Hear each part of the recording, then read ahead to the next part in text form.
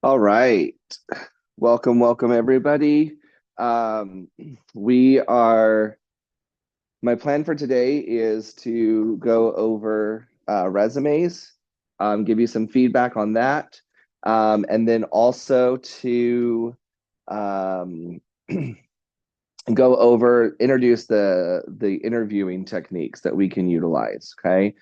Um, in light of the fact that we have no AC in the building, we're probably going to have a short class today.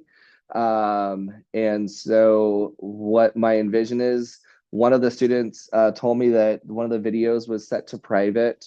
I apologize, I forgot to update that setting. So we'll talk about those interview responses today, and then we're going to do one-on-one resume feedback, and then we'll be done for class for the day. Okay. That way it'll give you a chance to implement and revise your resume for next week. Okay. Next week we'll have class like normal.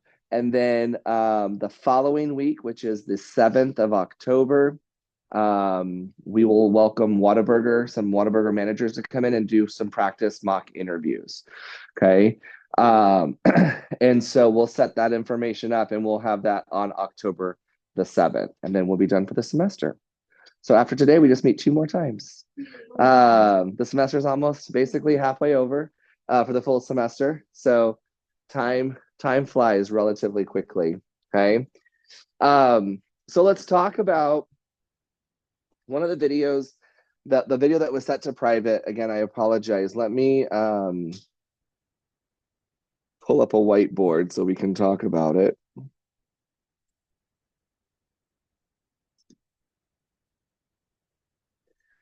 And the different types of questions we have when it comes to interviewing. Okay, we have rapport building questions. I can't remember if that has one. I think it's only one R or one P. Oh my gosh.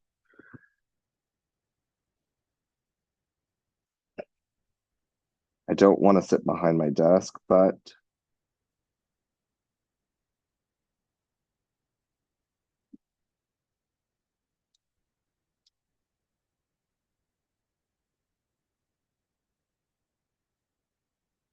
sorry, I'm double checking my. Oh, it is two T's, two P's. Right. We have rapport building. Okay. We have situational.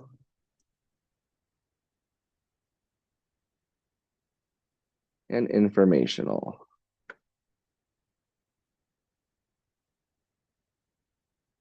Okay. So as an interviewer, what are we trying to get when we're asking an informational question? Not a trick question. There we go, right? We're trying to get information based on skills, abilities. Do you know what the difference between a small, medium, and large dice is? Okay, that's getting information about what has your experience at school been like. What are you learning in your classes? If you say that you're a culinary or a baking student, what are you learning in those classes? They're trying to get information from you to see if you're the right candidate. Okay. Rapport building. What is rapport building?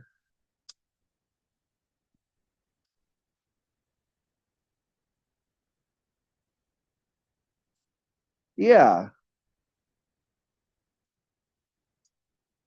exactly. So rapport is like the establishing a relationship. Okay. So maybe helping somebody put themselves at ease, right? How many of you get really nervous when you go into an interview situation? Okay. If you are the interviewer and you can tell that person's nervous, ask them, how are you doing today? And that just the asking that question about building that rapport kind of might help put them at ease, right? They may ask, what are you nervous about today? Oh, I'm nervous. This is my first ever interview. Okay, great. So your first ever interview, I'm going to use that as a interviewer, I'm going to use that as I'm evaluating your responses to make sure that I take into consideration that you've never done this before. Okay. So that rapport building is kind of establishing a relationship. Okay. And then the last one is situational. And that's what we're going to focus on today. Okay. Situational, or sometimes are also called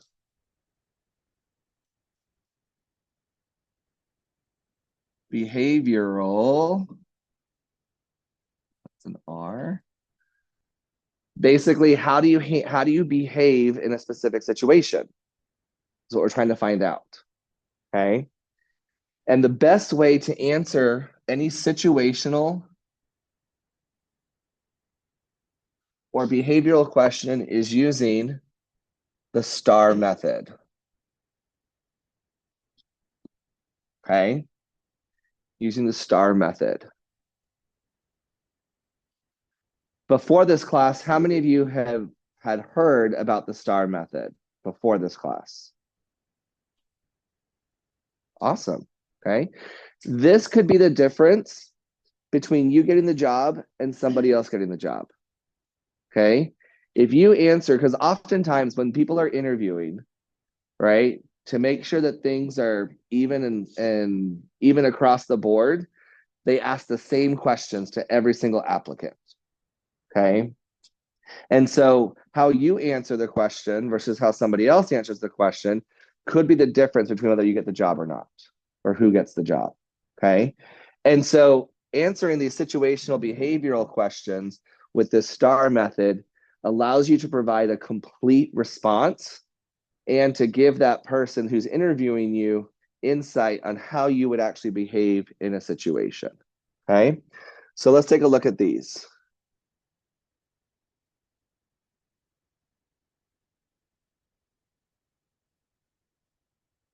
What do you think S might stand for? Situation. Excellent. T-I-O-N. Situation. Okay. What do we think T stands for? Okay, good. Task. Somebody else. What do you think A might stand for?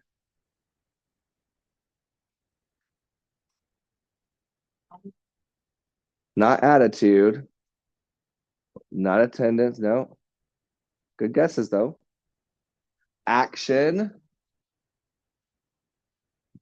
I like awareness too, but situation, task, action. So your response is your action. Results. Okay, bless you. So to completely answer a situational or behavioral question, your response should have 4 parts. Describe the situation. What task did you have to do? What action did you take? And what were the results?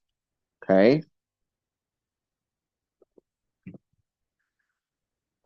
The one that most often people leave off is the result.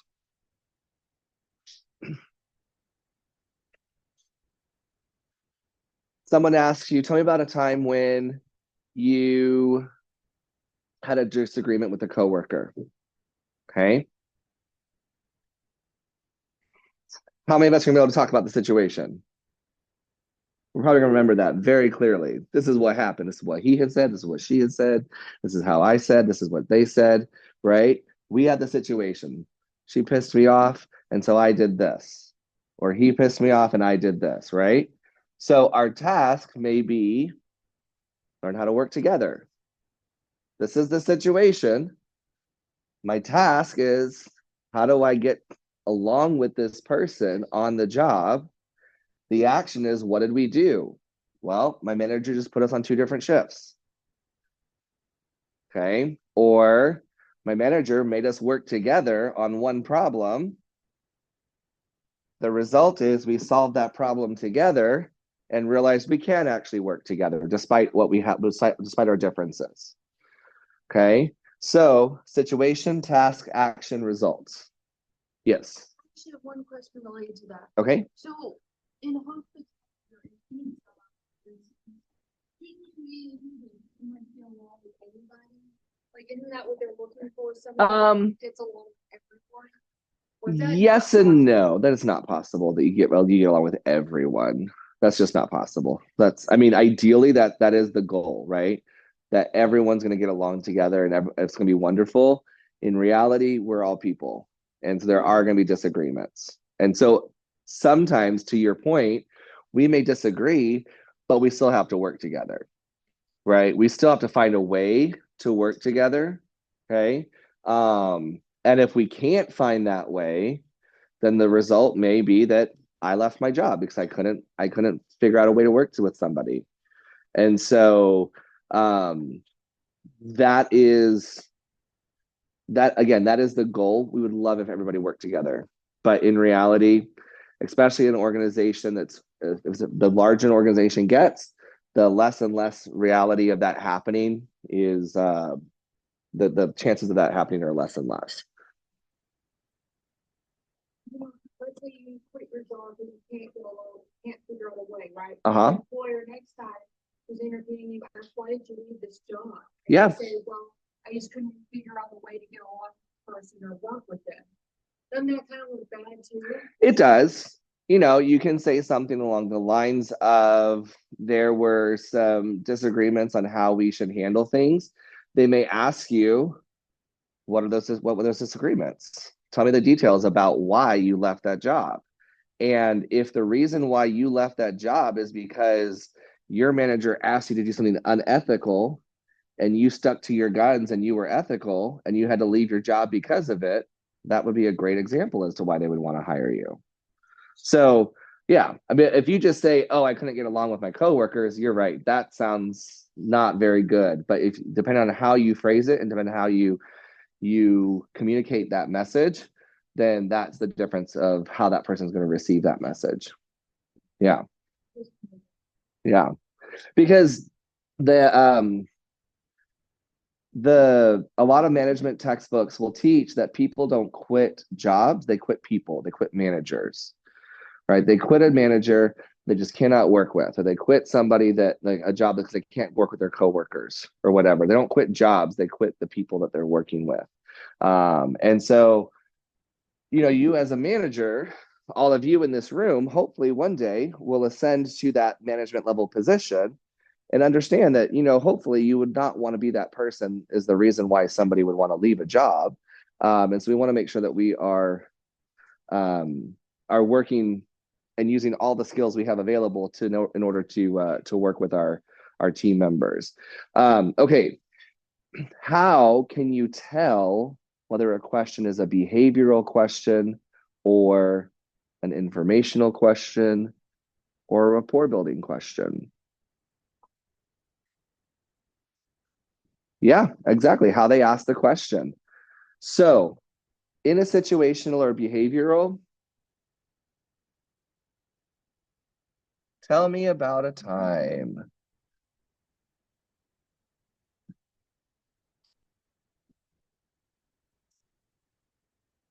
when dot dot dot fill in the blank. Tell me about a time when you were really successful on the job. Tell me about a time when you had a really hard project at school. Tell me about a time when you had a disagreement with your boss. Tell me about a time when you overcame an obstacle on the job. These are all examples of behavioral questions, and the benefit is that these are pretty common questions that are going to be asked in an interview. So you can actually plan in advance. You could plan a response in advance. Now, it doesn't mean you're going to open up your notebook at an interview and be like, excuse me one moment. This is the time that I experienced a hardship on the job. Okay. But if you have those and you have those at the top of your head, at the top of your mind, then it's easier to recall. You don't have to think about that. Okay. Um, And so it is really important to be able to have that and kind of practice that as you're preparing for an interview. Okay. Um, excuse me. So, any questions about the STAR method? So you do have a homework assignment, a quiz assignment, practicing this behavioral question responses. Okay, so let's take a look at that in Canvas.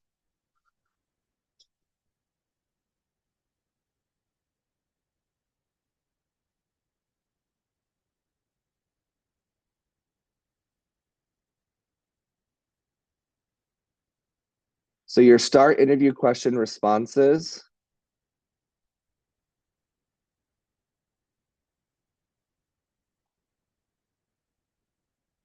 So there are what, four questions? Three questions. Okay. These three questions, tell me about a time you disagree with your manager. Tell me about a time you experienced a challenge on the job. And tell me about your proudest accomplishment on the job. Now, if you ever had a job before, that's okay. You can still answer these questions. You could say, someone asks you, let's say this is your first job ever, and somebody asks me, tell me about your proudest accomplishment on the job at a previous job. You can say something like, I haven't had any jobs. This is my first job. But can I tell you about a time that I have a really proud moment while I was in high school? Sure. Yeah. Tell me about a time. So then you tell about that time, and this is when you earned an award when you were in high school.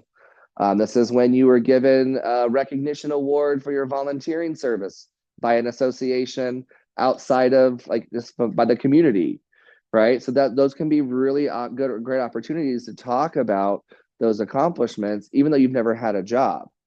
Somebody asks you, tell me about a time you had a disagreement with your manager.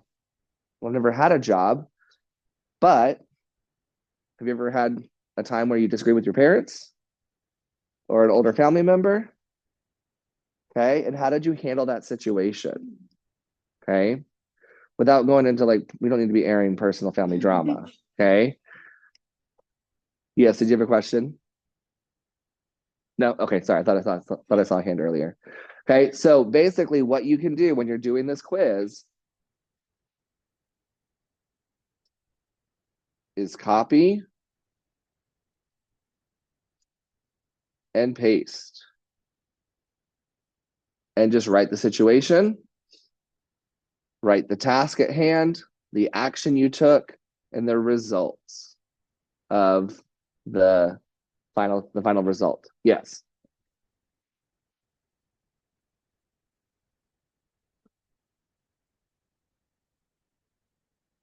Exactly. So as a result, using the example we said before, as a result, we ended up working together on this project. We realized we can work together, and now we became really good friends. We work really well because we learned how to work with each other's differences. Okay.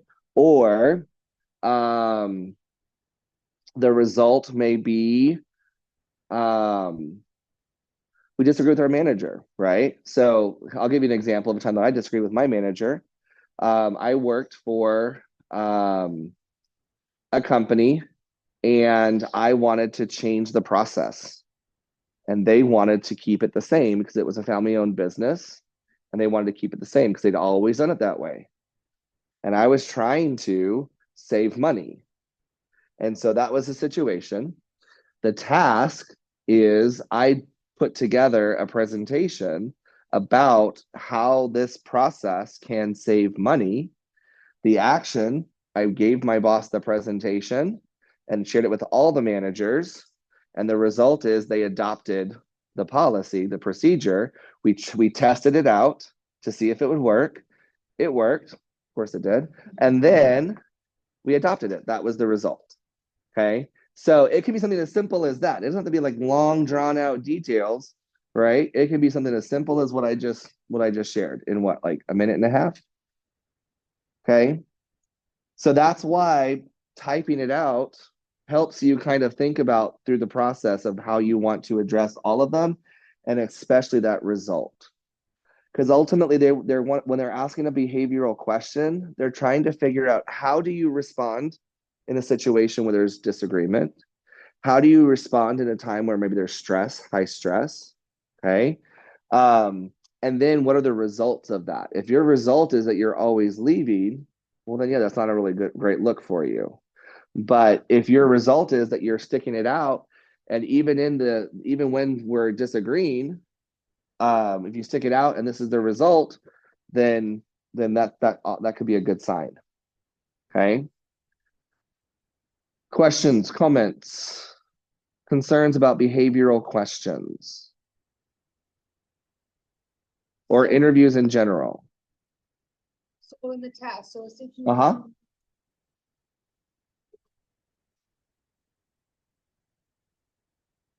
Tell me about a time that was. Tell me about a time you disagree with your manager. The situation you could say would be,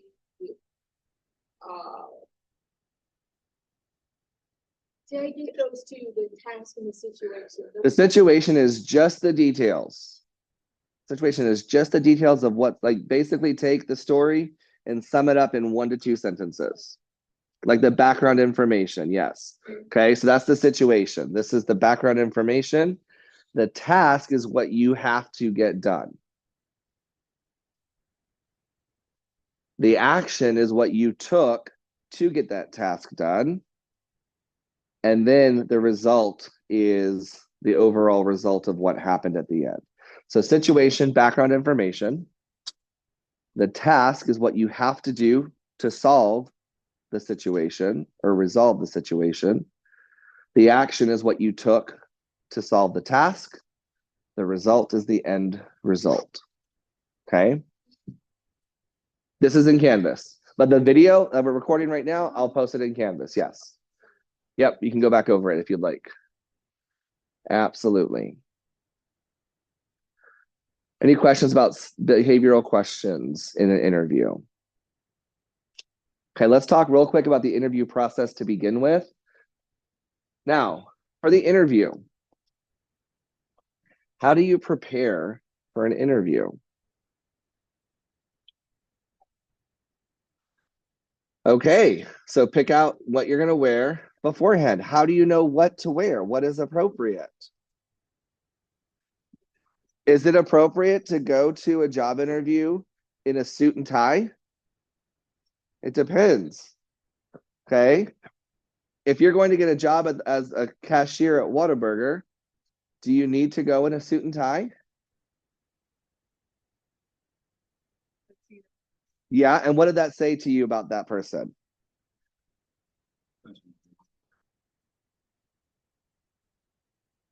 Yeah. Well, and the thing is, you think about that, you think like, is this really the job that you're looking for, right? But if that person, they go online and they do a Google search of how to dress for an interview, that's probably what they're going to get back, right? And so that tells me that they've actually done some research. Okay. And if they can dress in a suit and tie to come for a job interview, they can probably wear my uniform while they're at work. Right. And if their shirt is clean and pressed and their pants are clean and pressed, then that means they'll probably come to work in their uniform presentable. So ideally, what I always try to recommend to people is that you dress one level above the job that you're going for. Okay. So you dress one level for the job you're going for. So let's just use Whataburger as an example. Okay. Cashiers at Whataburger will usually wear black pants and a polo shirt, right? The managers are wearing pants and a button-down shirt.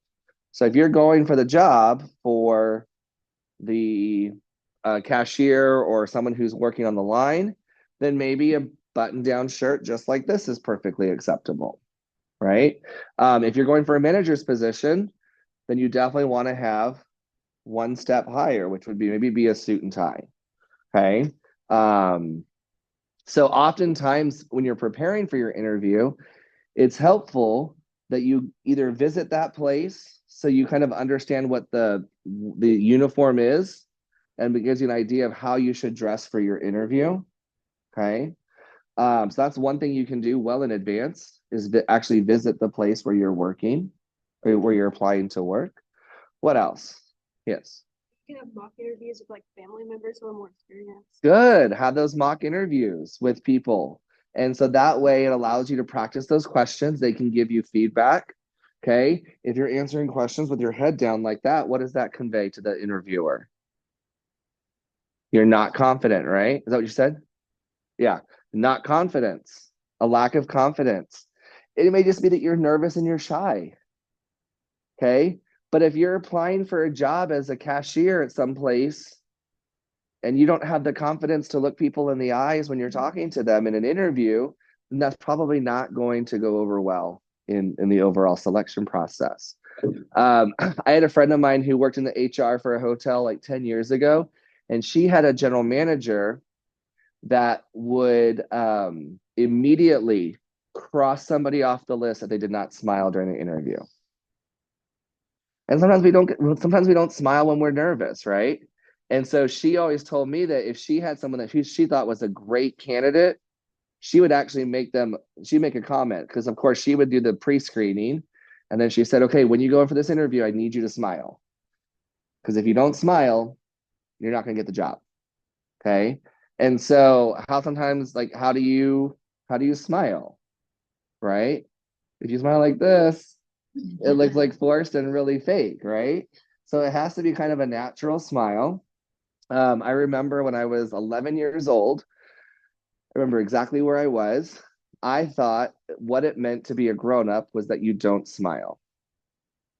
I used to think grown-ups don't smile. So that's if I wanted to be a grown-up, I had to not smile. And I remember physically thinking to like turn my corners of my mouth down. I'm like, okay, I can be a grown-up now. Stupid things we think of when we're kids, right? Because before that, I was always smiling. And it's just natural. But some of us have just very natural resting faces. And so we need to make sure that we don't express that because remember, everything communicates. Everything communicates. Okay. So practicing. Good. What else can we do to prepare for a job interview? Yes.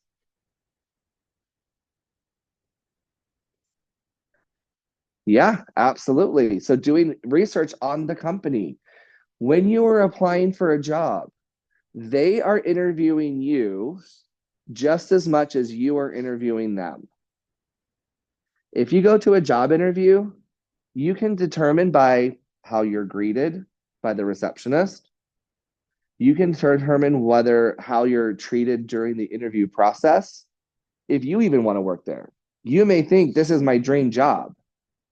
And then you get there and the culture of the company is off, something doesn't seem right. You're interviewing them just as much as they're interviewing you. So it could be that you go there and you're like, you leave that interview and you're like, you know what? I don't want to work for this company. And that's your opportunity. At the end of the interview, they're going to ask you, do you have any questions for us? Okay. And so that's a really important question to answer with some specific questions. You know, um, you don't want to ask anything about money. Okay. One good question to ask is what the process looks like moving forward. How long will it be until I hear from you, until y'all are making a decision? Um, things like what are the benefit packages that are available? Things like what does the average day in your job look like? What does the average day in the job of a cashier at this place look like? And that way they'll give you a description of what it's going to be like on a daily basis on average. Of course, some days will be abnormal, right? And so things might be outside of that average, but that's okay. So having those questions prepared in advance. Now, if they answer one of those questions during the interview process, should you ask that question at the end? No, because then what does that communicate to them? You're not listening. Okay. So there's a lot of these things, and you're like, oh my gosh, Mr. Uminsky, I have to remember all of this and be able to answer questions and be able to smile and be able to, yes, you do. Okay. And it's okay. The more you do it, the more you practice, the more it becomes natural. Okay. I still get nervous when I go up for a job interview. All right. What else can you do to prepare for a job interview? Talked about what we're going to wear. We talked about researching the company. We talked about practicing our questions and our responses. Yes. Plan ahead. Absolutely. So what is planning ahead? What does that look like? Arrive early, but not too early. Know where you're going to park. Absolutely. That's a great question. No, or a great response. Sorry. Know where you're going to park. Yeah.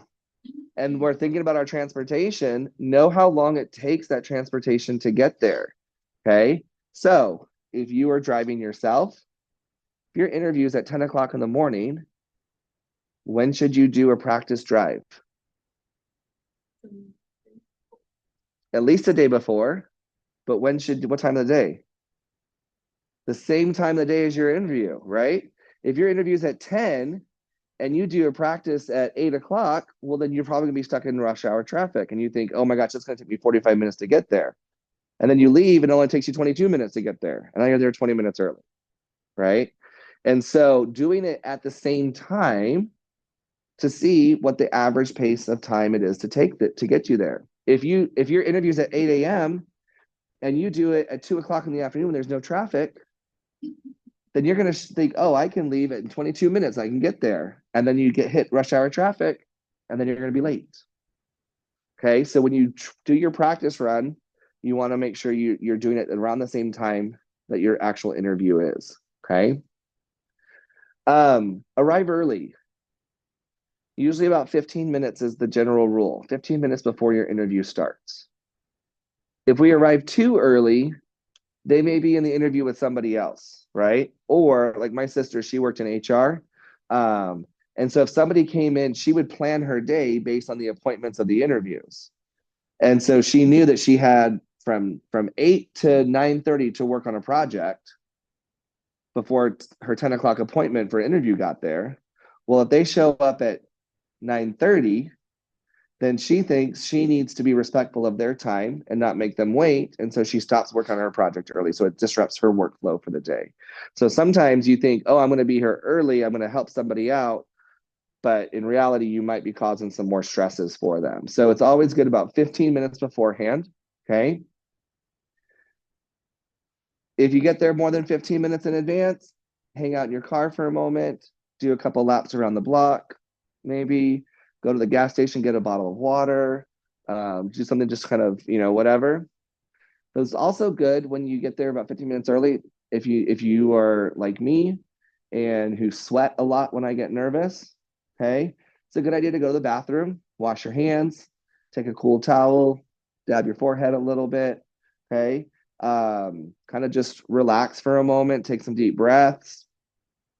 If you're like me also too, and your hands get sweaty when you get nervous, how anybody ever happened to anybody, right? Do you like to shake hands with somebody who has a sweaty hand? No? So what I do, I just put my hand in my pocket for a second, push it against my leg. So I'm not like going like this to wipe my hand, right?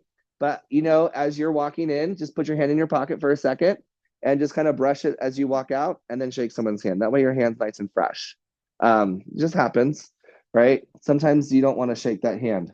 When you're shaking hands, we got to remember eye contact, and you want to match the thumbs and then give a good shake, okay? We don't want to see this. Oh. Nobody wants to shake a limp fish, right? That's so gross. I had that one time with a lady at a car dealership, and she was just like, and I'm like, I don't want to do business with you.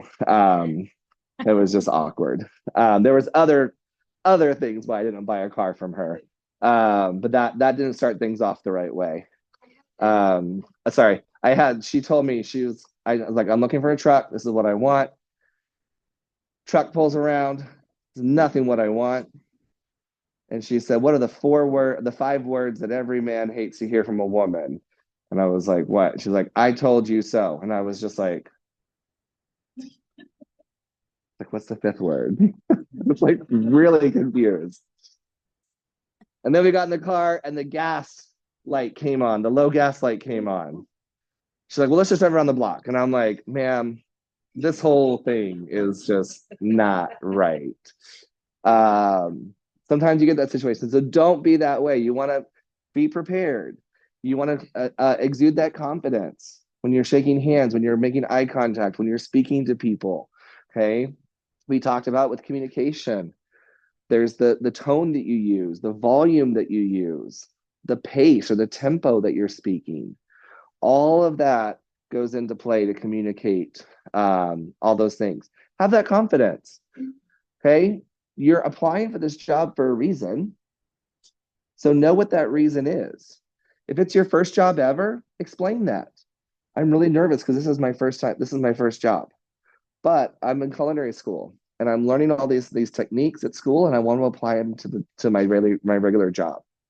Okay, so that's going to bring somebody's perception to be like, okay, this person may need a little extra work. This is their first job ever, but they look sharp, they dress fine, or they dress like not fine, but like they dress, ironed. Their clothes are ironed. If you're in a chef uniform, one thing that I love to look for when I'm looking for chef uniforms is that nice crisp line down the sleeve, whether that's a shirt or a chef coat. If it's in a chef coat, to me, it's even more apparent because that means that person took time to actually press their coat rather than just throw it in the dryer with a damp towel and let it steam the wrinkles out, right? Take the time to actually iron. If you don't know how to iron, okay, there's lots of YouTube videos. And irons, you can get them for $10. Well, I don't know how much they are anymore at Walgreens, but Walgreens, CVS, you don't have to get like the Shark iron that costs like $500. So that's going to steam like a razor nice edge on your coat, right? No, just go get a basic iron, okay? And practice that. If you don't have an ironing board, I got one of my apartments didn't have space for an ironing board, so I just used my bed. Just threw a towel on the bed and ironed on the bed, okay? Or the floor too, because it's a harder surface, right? Put a towel down though, so you don't you have some kind of separation between the floor and your garment, okay? But those types of things, those communicate to the interviewer. Any other questions, comments, concerns about interviewing? Yes.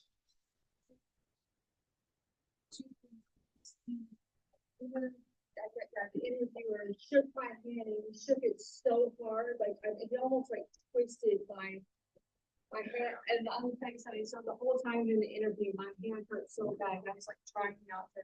Is your hand all right? And I'm thinking inside, yes, you broke it, but yeah, so we want to make sure that we're not too firm with our handshakes. Yeah, and it's not like this kind of a thing, just like 2 or 3 little shakes and you're good to go. Sometimes it's just like 1 or 2 shakes and you're good to go. Okay, you said you had 2. my team 4 is on the side, and so I was kind of walking in kind of like this, and Mm-hmm. the person that actually, this is quite rude. The person said, do you need like a disability service?" And I'm thinking, no, my dress tore. I'm not disabled. My dress tore, but I didn't have time to go change. I live in Sabine, and it was in. Yeah. So what do you do there? I mean, do you just like hold the dress, or do you? Yeah, I mean, you could absolutely couple of things. You could be like, I got out of my car and my seam tore. I apologize. I'm just gonna hold my seam together, you know. Maybe be a problem solver. Can I borrow a stapler for a moment? I mean, sometimes things happen, right? And so I guess how you handle the situation might have an overall end result. But yeah, I mean, things happen. I had a gentleman who was a GM. He shared this example with me that he had someone come in for a job interview and they were not dressed professionally. And so how do you think normally that would that would go over with the interviewer? If someone came in and they weren't dressed professionally, how do you think they normally would react? If I was a hiring manager and they weren't dressed professionally, I kind of think like, if this person's not gonna dress professionally for an interview, Mhm. they may not dress professionally for this job. Okay. And I don't want that person representing my company. Okay. Yes.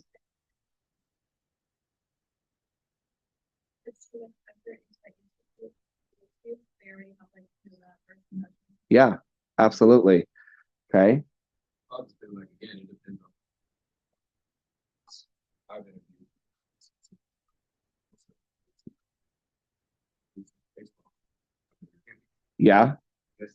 For me, it depends on what the job is and what you're giving me back to my resume stuff. Yeah. You give me that, doesn't matter what you dress like. I know what you're like. Okay. Awesome. He shared this story because I thought it was really interesting. He said that on paper, on the resume, this looked like a star candidate. And when she came for the interview, she didn't, her interview attire and her resume did not match.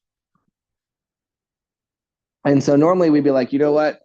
Cross them off the list, move on to the next candidate. And he said, he actually took a moment and he said, I reviewed your resume and you look like a star candidate. But the way that you came dressed to your interview doesn't reflect what I see on your resume.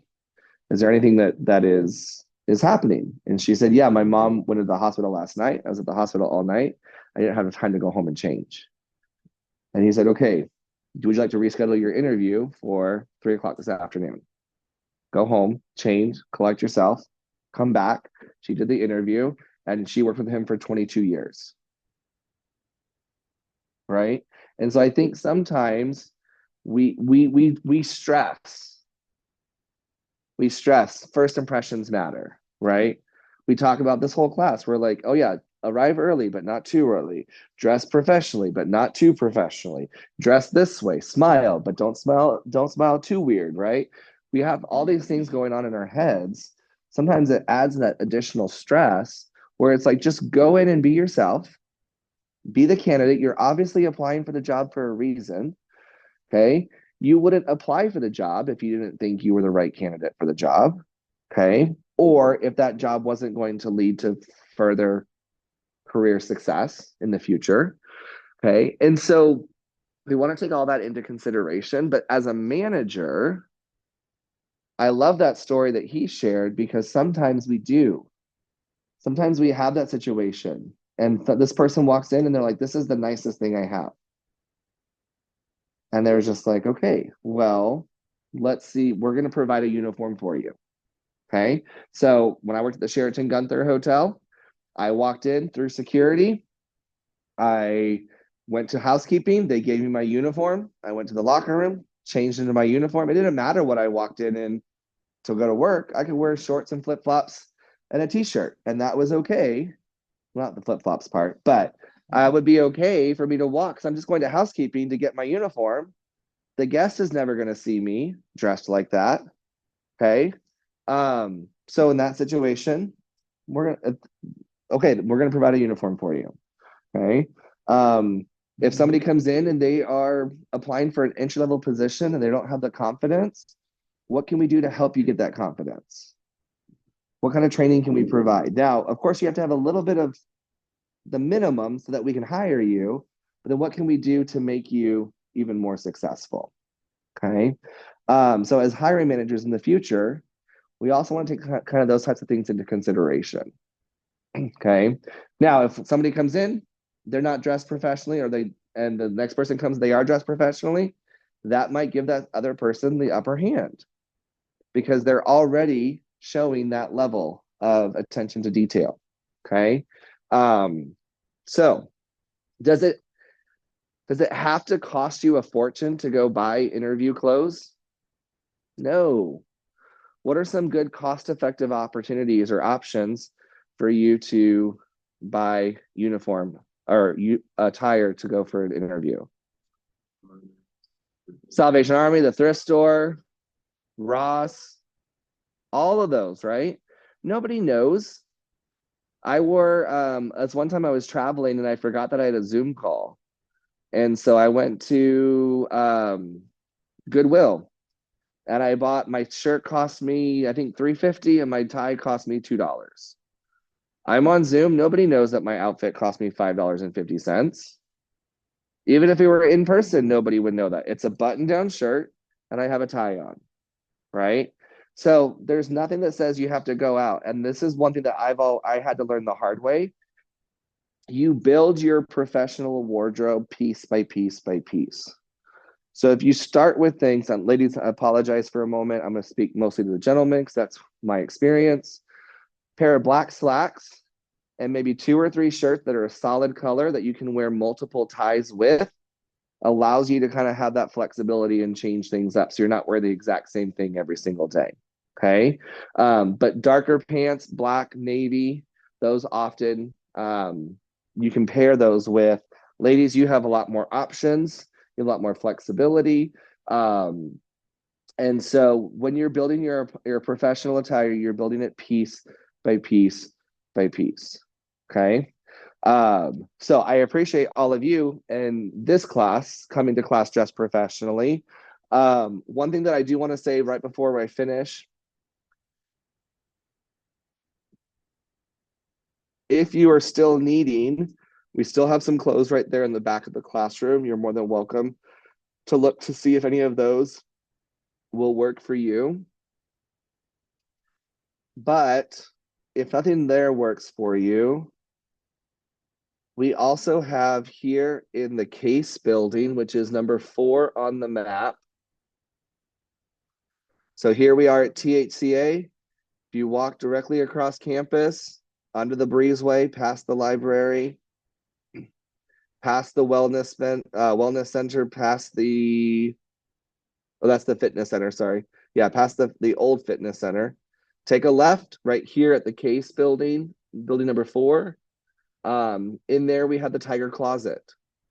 And they have not only professional attire, I think they have some like casual attire as well.